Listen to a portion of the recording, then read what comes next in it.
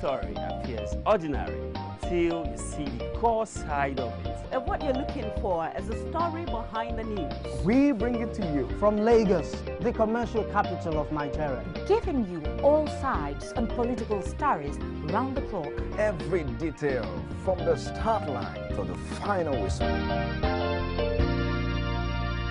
CoreTV News, expanding your view.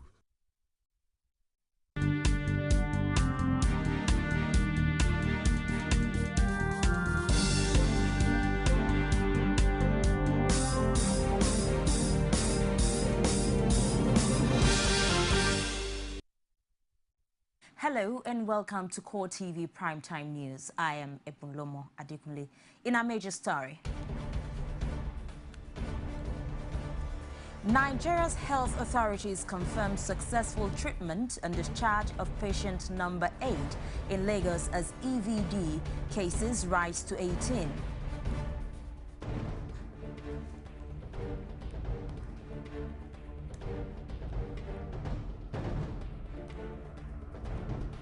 Also in this program, Boko Haram surge continues as insurgents take over Bara town in Yobe State.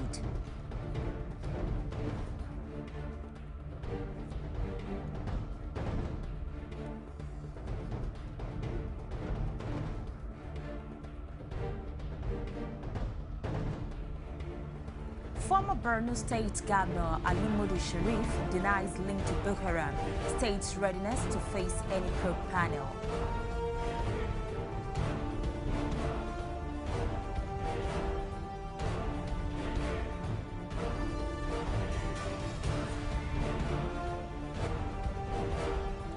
And outside Nigeria, United States President Barack Obama says he fears no intimidation by the Islamic State after the beheading of a second American journalist.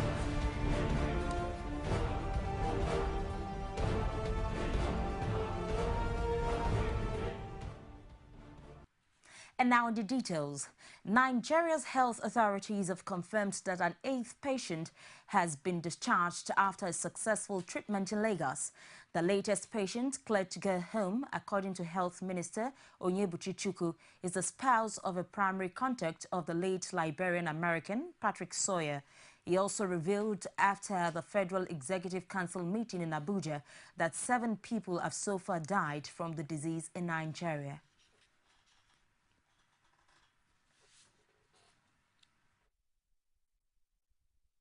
The total number of cases successfully managed and discharged from our isolation ward in Lagos stands at 8. So 8 Nigerians have been successfully treated in Lagos and are home now, reunited with their families. The last case to be discharged, who actually was the first secondary contact of Mr. Sawyers to come down with the disease, was discharged yesterday from the isolation ward in Lagos. So total of cases that have been managed and discharged home, 8. Last case discharged yesterday. Total number of deaths from Ebola virus disease stands at 7, made up of the index case that died in the private hospital in Lagos, the 4 Nigerians that died at the isolation ward in Lagos, the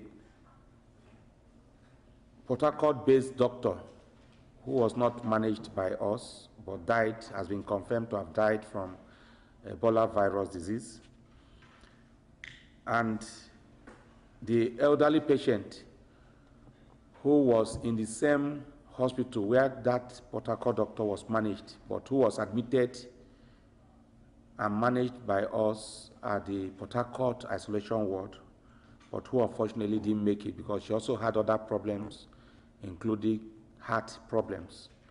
So she has passed on, and that's why the total number of deaths in Nigeria from Ebola virus disease is 7. Meanwhile, Ebola cases in Nigeria have climbed to 18. This was after the sister of the late Port Harcourt doctor tested positive to Ebola. Health Minister spokesman Dan Umowe says in a statement that 4 out of the 18 were recorded in Port Harcourt. Umowe also quotes Health Minister Onyebuchi Chukwu as saying that the total number of Ebola patients currently under treatment is 2, one in Lagos and another in Port Harcourt isolation ward.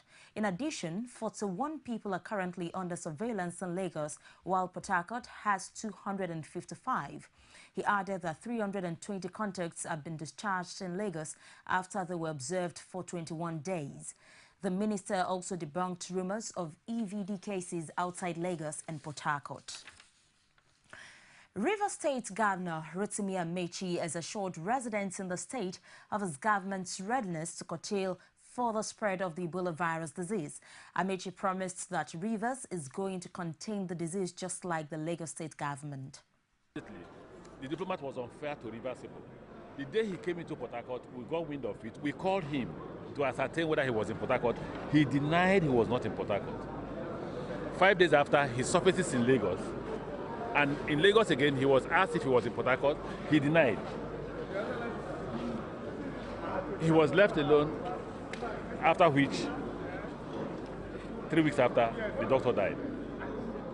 Then the wife calls to say the husband died of Ebola. Now, within that 3 weeks, there was a child naming ceremony organized by the man. I don't know whether he was on a suicide mission. After the child naming ceremony, for which a lot of people came for the ceremony, when he died, the wife allowed people to come and pay condolences, even though she knew the consequences of Ebola. It was unfair. Absolutely unfair.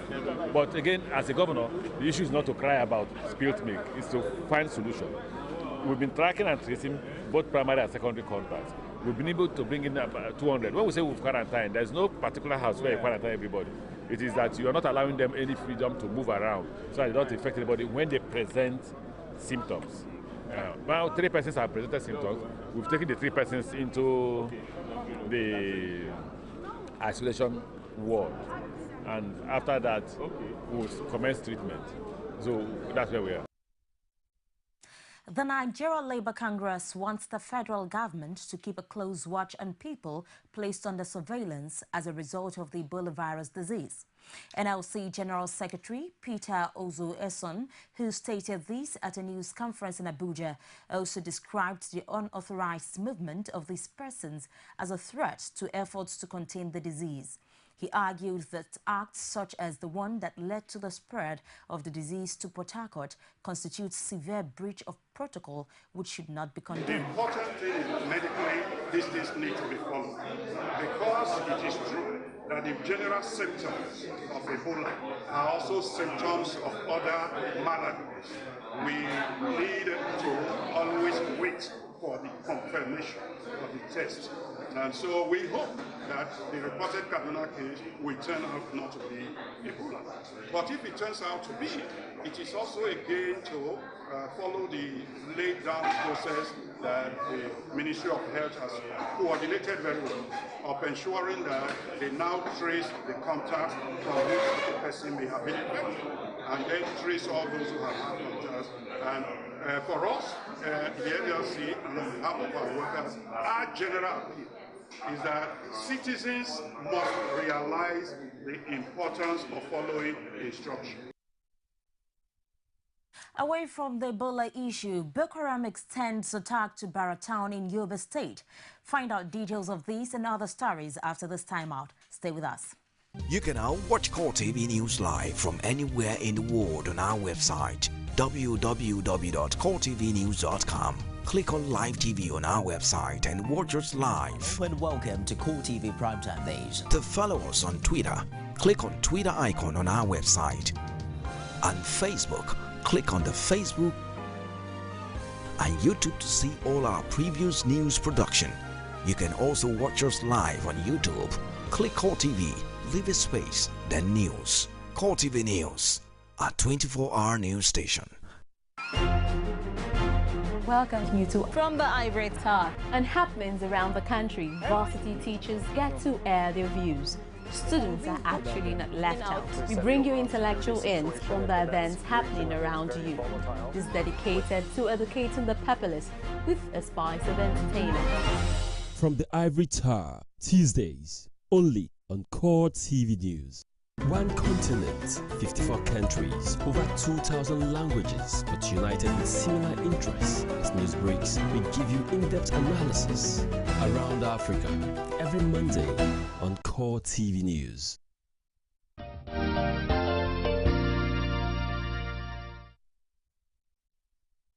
Thank you so much for being there. Boko Haram insurgents have captured another territory in Yobe State after engaging in a fierce battle over Bama, a town not far from Maiduguri in Borno State. CoreTV News learnt that the newly captured town was taken over by the insurgents without any resistance. Witnesses say the town has no Nigerian troops guarding it. Meanwhile, the insurgents have killed 2 policemen after an attack on Toro local government area in Bauchi State. The police officers were reportedly shot and killed and their guns stolen by the attackers at a mining station in Magama, Gumau. The police public relations officer in the state, Mohammed Haruna, disclosed he was aware of the killings but had not been officially briefed. An international meeting on security is called on Nigeria, its neighboring countries and other partners to ensure that arms supply and funding to the Boko Haram militant sect are cut off. The meeting, which held on Wednesday in Abuja, regretted that in spite of efforts by the federal government and its international partners, the Chibok schoolgirls are still in captivity. Foreign ministers and representatives from Nigeria and our neighbors, including Cameroon, Benin, Chad, Niger, as well as France, the United Kingdom and Canada, amongst others, were at the meeting to review the progress of earlier meetings in Paris and the Africa Summit held in the United States in July 2014 on the raging Boko Haram insurgency. Nigeria and its neighbors had agreed at the Paris mini-summit on a regional plan of action to combat Boko Haram, including setting up joint border patrols and intelligence sharing to find the over 200 Chibok schoolgirls abducted by Boko Haram in April. Speaking to journalists at the end of the meeting, Nigerian Minister of Foreign Affairs Aminu Wali says that Pali underscored the need to effectively address the sources of funding for and the supply of weapons to Boko Haram. Former Borno State Governor Ali Modu Sharif says he's prepared to face any panel in a bid to clear himself of links to Boko Haram. He also reaffirmed his readiness to sue the Australian negotiator Stephen Davis, who claimed that the insurgent identified the former governor as their main sponsor. Sharif says at a news conference in Abuja that he has always been opposed to Boko Haram's ideology and could not be a sponsor of a group he banned in 2010. He described himself as one of the biggest victims of Boko Haram atrocities, while recalling that his brother and at least 5 of his political associates were killed by the insurgents. On calls by the All Progressives Congress for his prosecution, Sharif wondered why the party leaders spoke out after he had left their ranks. He concluded that the opposition party was only using him. They were driven by the desire of vengeance against me and my family and political associates. From the casualties among my relations and political associates, it is evident that I suffer a considerable loss on the crisis. Among those killed directly in my family are my younger brother, same mother, same father with me, by Boko Haram, Alhaji Goni Mustafa Sharif, former chairman of our party, the ANPP then in the state, who is also my cousin, Alhaji Awagana Ngana. All my friends, close associates, were called in cool blood by this terrorist group. My candidate for the 2009-2011 governorship election, Alhaji Modu Fannami Gobiao, was also killed.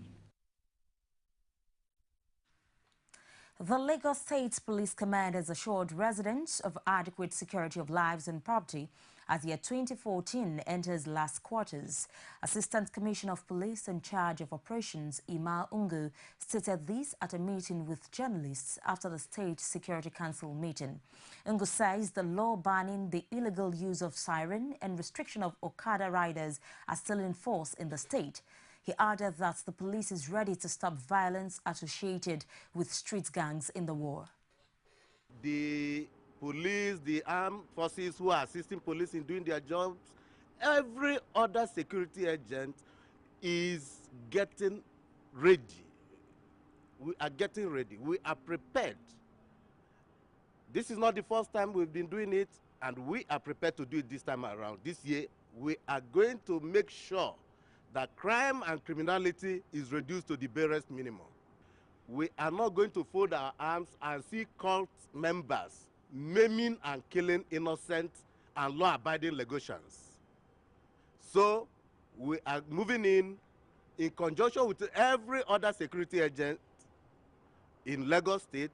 We are going after them.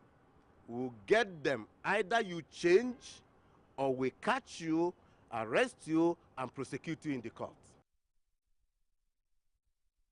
In another event, the Police High Command has decorated 37 newly promoted senior police officers with their new ranks.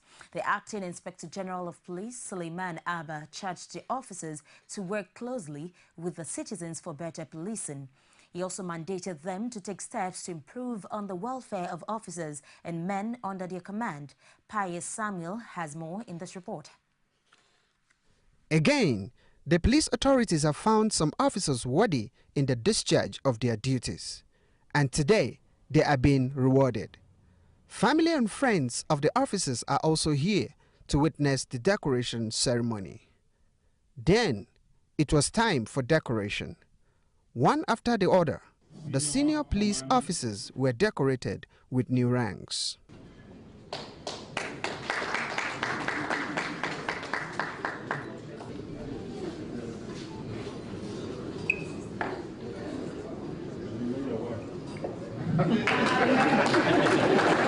Inspector General Suleiman Abba says, providing adequate security for Nigerians should be the watchword of all police officers and not material things.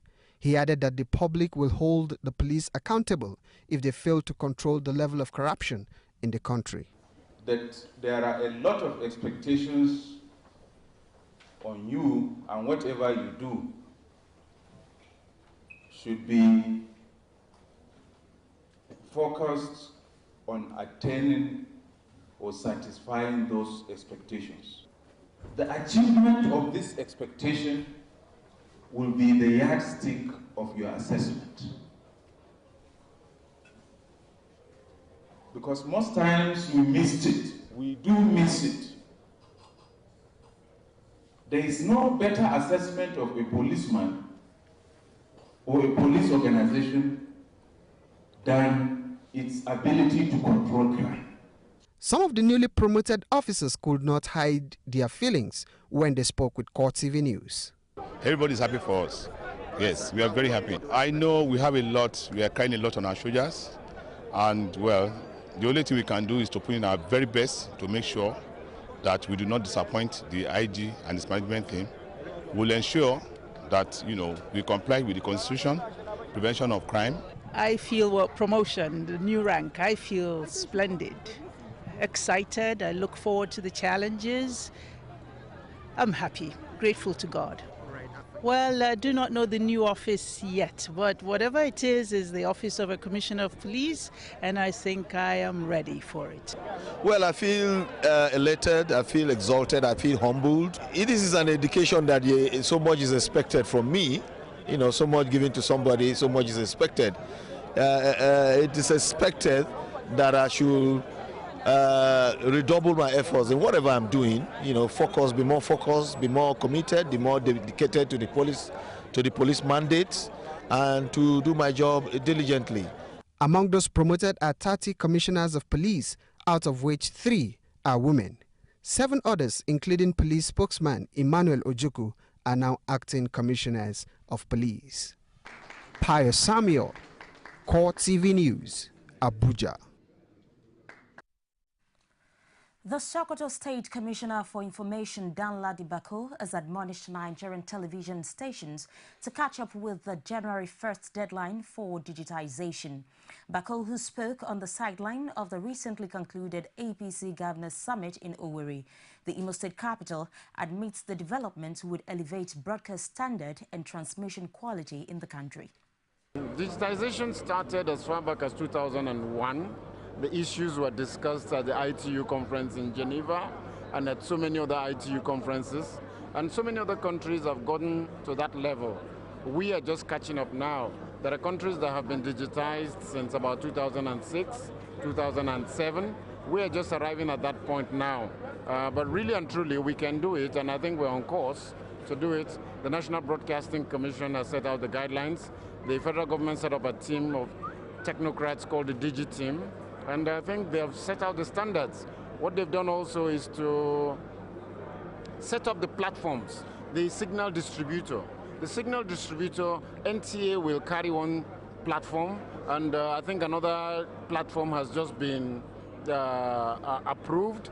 I think it's Pinnacle. Then probably there will be a third platform. Now every broadcaster is supposed to piggyback on each one of those platforms for you to get your footprints onto the particular locality where you are.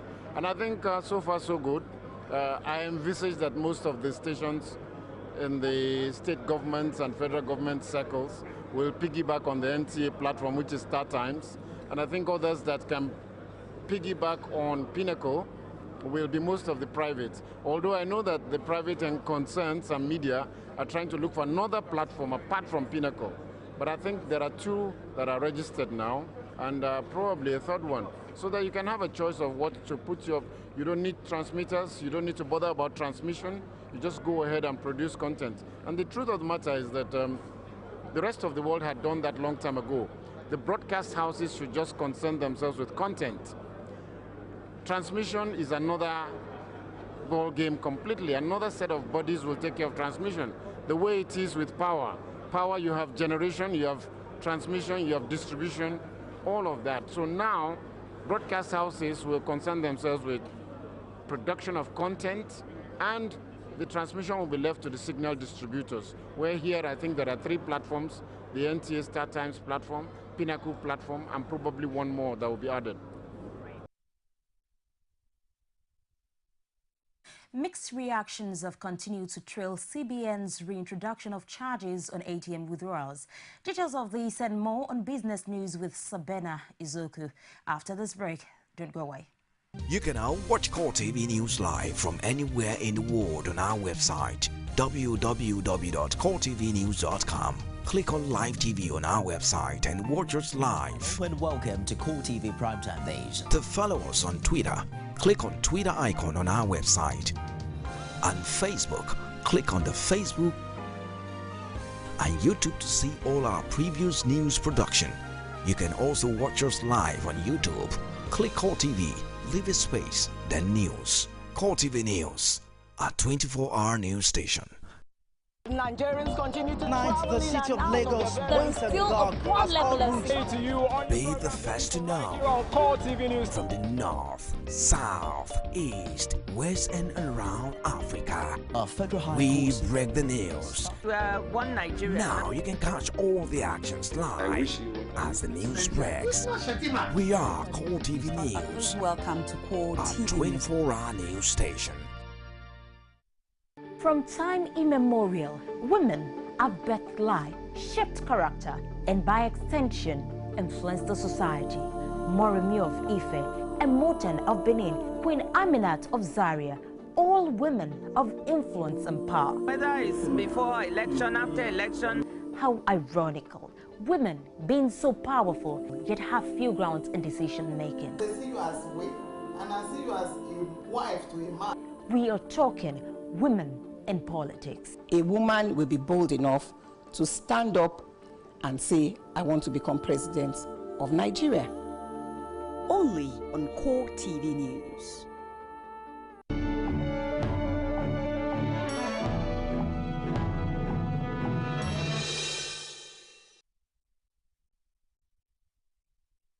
World of Business with me, Sabena Izuku. Reactions has continued to trill the Central Bank of Nigeria over the charges of the ATM machine.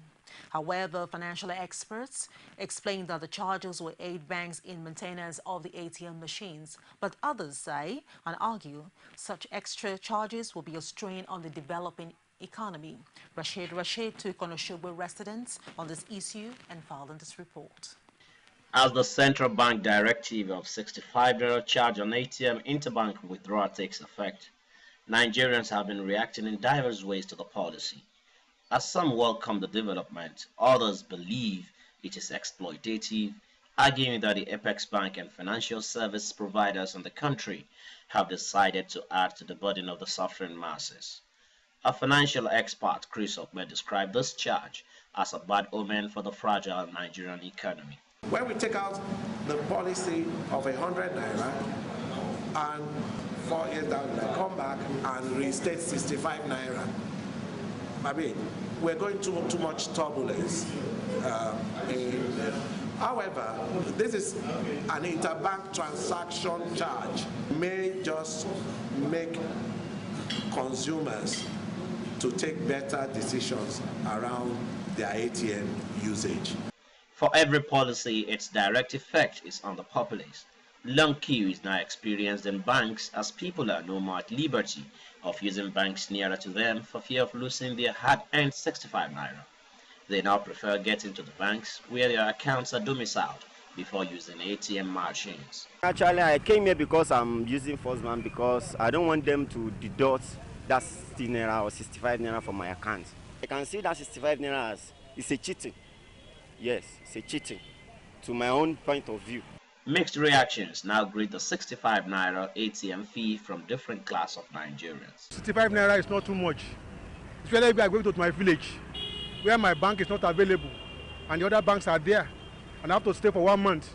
It's not bad if I go there to withdraw 3 times and pay 65 naira. You have 1,000 in your account and you want to withdraw as a student and you want to withdraw the 1,000 and there is charges of 65 naira. How will you withdraw the 1,000 naira? It is not possible. So it is until you have 1,065 naira in your account before you can withdraw that 1,000 naira. As some Nigerians proceed, this is just another bitter pill from the Apex Bank. Since the cost is getting increased, of course, a part of it has to be passed to the customers. 65 naira, I said before, it's not too much. A kid can spend more than 65 naira for a single meal. Let them eradicate it. We don't want it. We don't want charges. We don't want any charges before we can withdraw our money. With the reintroduction of ATM charge, this is undoubtedly a new era in the country's financial system, as the government is taxed by experts to promote other forms of cashless policies rather than imposing stringent measures on ATM usage. Rashid, CoreTV News, Osogbo. Electricity generation in the country has increased to 4,044 megawatts on account of improved gas supply to generation stations. Special Assistant to the Minister of Power on Gas, Frank Eduzian, who says the government has put in place short-term measures that would ensure steady power supply to the power plant for the generation of electricity, adding that this was part of efforts to bring about sustainable gas supply so as to ensure steady power supply. He says performance of the hydropower station Shiroro currently generates 470 megawatts, Jeba 440 megawatts, and Kenji 146.63 megawatts. With recent privatization of the power sector and ongoing reforms designed to encourage investment from 6,000 megawatts in stored capacity to 40,000 megawatts by 2020, demand for gas is expected to grow to 11.3% increase per annum. Consul General of the German Embassy, Mike Adera, says Nigeria could benefit tremendously from the initiative when put in place, adding that it could help bridge the gap in terms of electricity supply in the country, as it has done in countries like Germany. He says it was a useful means of dedicating power to high net worth customers, states, and local governments, respectively. President Goodluck Jonathan will on Thursday inaugurate the National Council on Micro, Small and Medium Enterprises at the Presidential Villa, Abuja.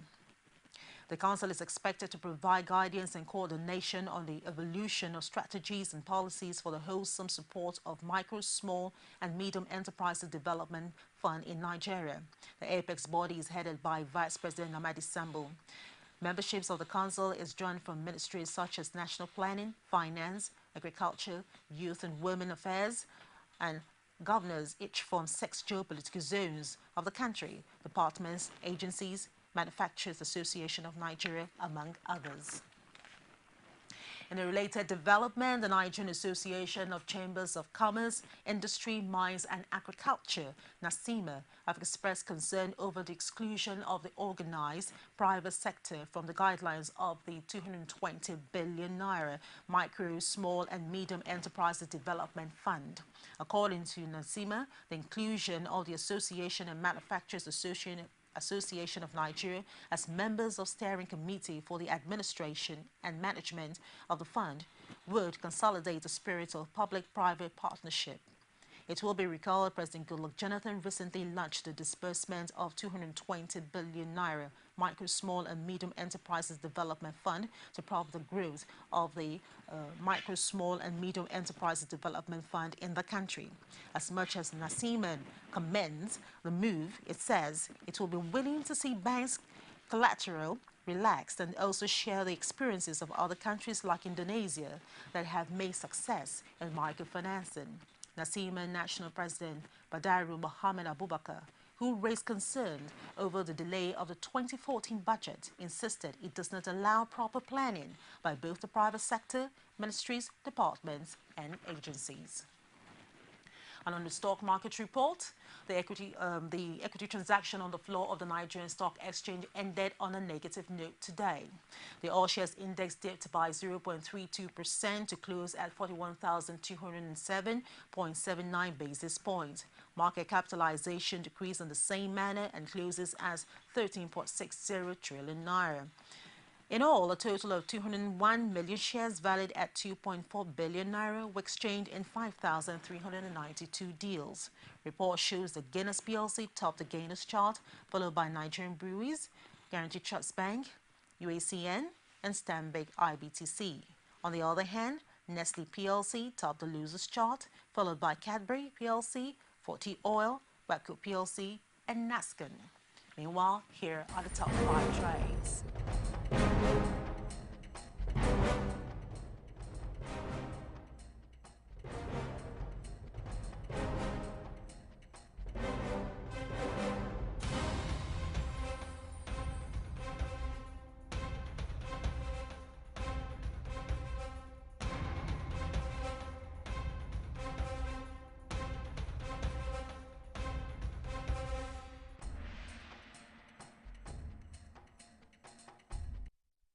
And that's it on business news. Branson Wana is standing by to give you all the details in sports. Stay with us.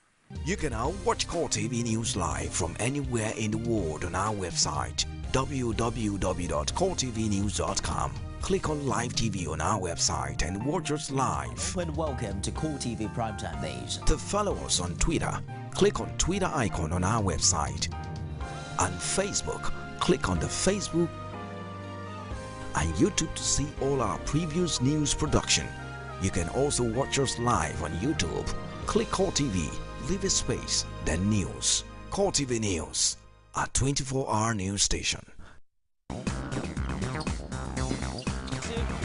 style, that's what he delivered. Here's that ball storming, now he takes. Puyol with a flying lead. Go, taking them out in the lead.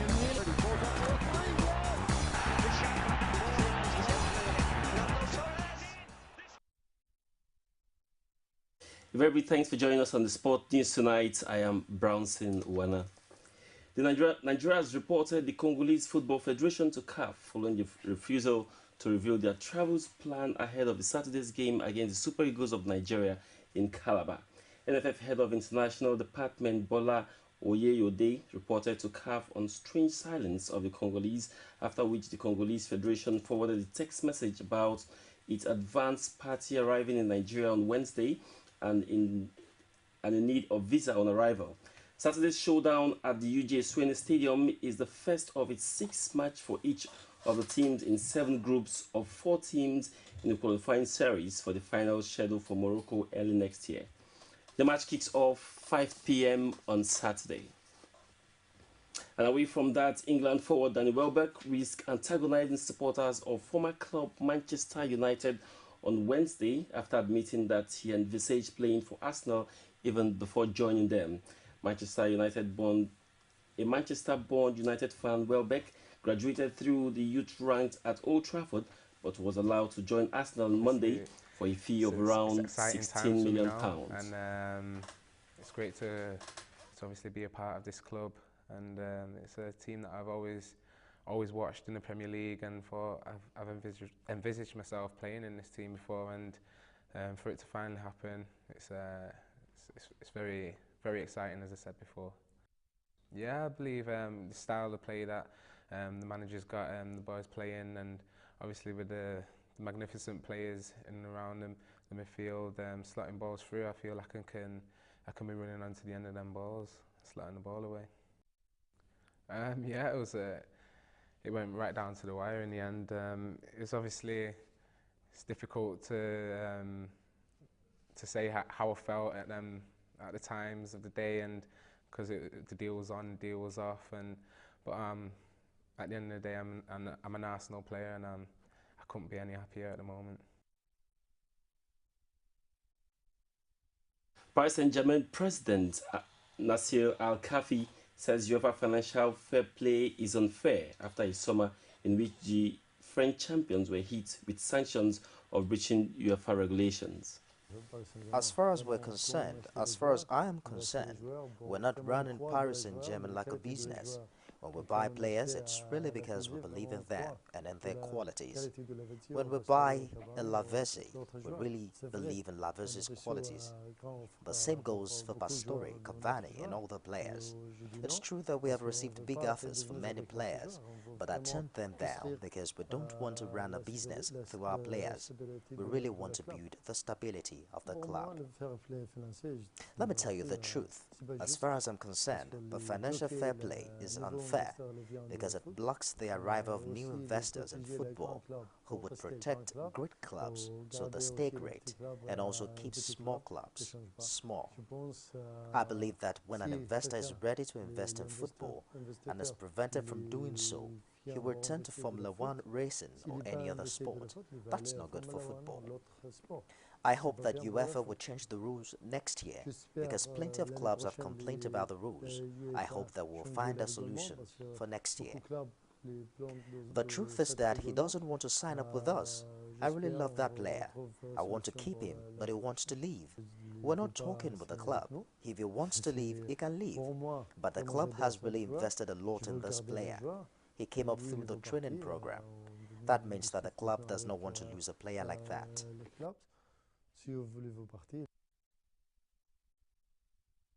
Final sport news tonight to US Open, where Caroline Wozniacki strolled into the semi-finals of the US Open with a 6-love, 6-1 win over 13th seed Sara Errani of Italy. 13th seed Wozniacki reached through the match in only 65 minutes to claim a place in the last four.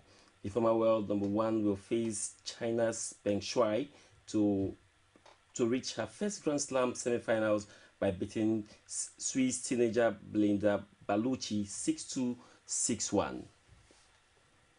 And that's a wrap on Sport News tonight. I'm Brownson. A very big thanks for watching.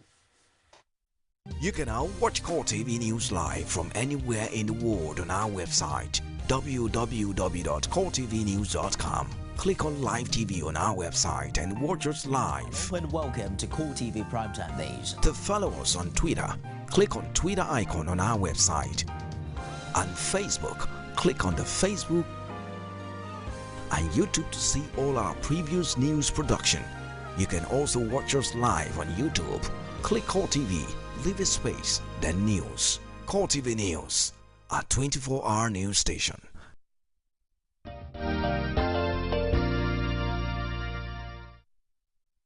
And now to other stories outside Nigeria.